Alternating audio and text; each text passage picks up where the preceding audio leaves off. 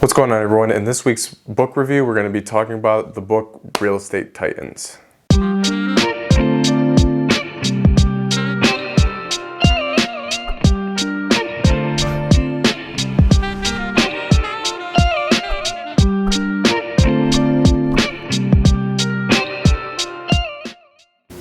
So when I picked up this book, I honestly didn't think I was going to like it. I actually first listened to it on Audible. I go through different phases with building cabins. One phase is when I'm looking at land like 4 to 6 hours a day, and I'm driving around a lot, and that's usually when I listen to a lot of the books that I recommend. The structure of this book, the author of this book interviewed some of the greatest minds, in my opinion, in the current real estate market. These real estate investors and developers have owned and developed billions of dollars worth of real estate each. He essentially asks them different questions and records their answers. So it's like a podcast, like summary type book. This book is very important for anyone looking to get into real estate in general and to think big. If you've decided that you're building your first vacation rental, and so this book is an absolute must. It's a good book to read if you're struggling on your build or if you're struggling during your process. Each real estate titan that is interviewed goes through like their early years in the business. All of them struggle to get to where they are today. That's what makes them a titan, a real estate titan. There are 7 total principles that the author like narrows down after like interviewing everyone. There are other principles that I'm going to be talking about, but distilled down there are 7.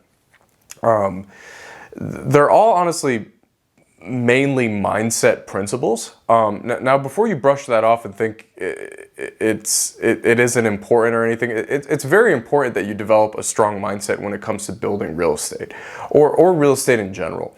I used to skip over things like mindset, but it's very important to understand that things will go wrong, and it's up to you when things go wrong to like not freak out and to solve those things.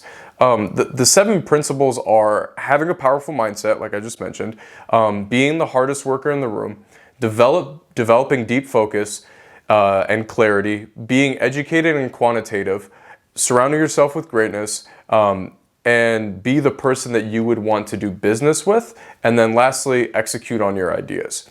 Now, none of these ideas are essentially new. The 7 principles are simply just tied to real estate, like tied to the subject of real estate.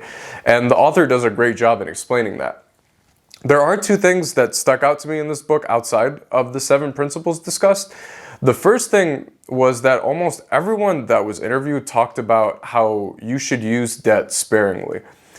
All of the people interviewed for this book have gone through more than one market cycle for real estate, meaning that they've seen their assets and their property values drop by like over half. They explain that one of the reasons why they're still in business is they didn't over leverage themselves. I think that a lot of these lessons were learned again during the financial crisis of 2008, when a lot of these titans saw their competitors get completely destroyed by the debt that they took on. High levels of debt can mean different things to different people, so it's up to you to decide how much debt is too much debt. Essentially, you should ask yourself if your real estate business model can handle if the value of the property dropped by almost close to half. Every market is different. My favorite chapter in the book is about Sam Zell.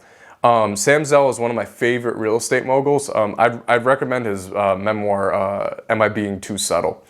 The biggest thing that all of the titans had in common was they had some sort of cause that extended past their business.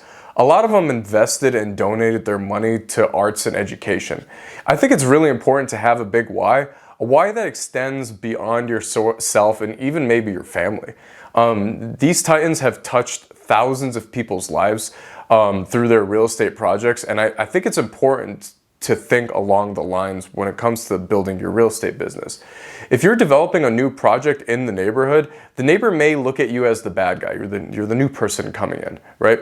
It's up to us as developers to make sure that our project is making the community a better place, not worse. I hope everyone... Ooh. I hope everyone has enjoyed this video, and if you have any questions or comments, please feel free to leave them in the comment section below. I hope everyone's staying safe, and I'll see everyone on next week's video.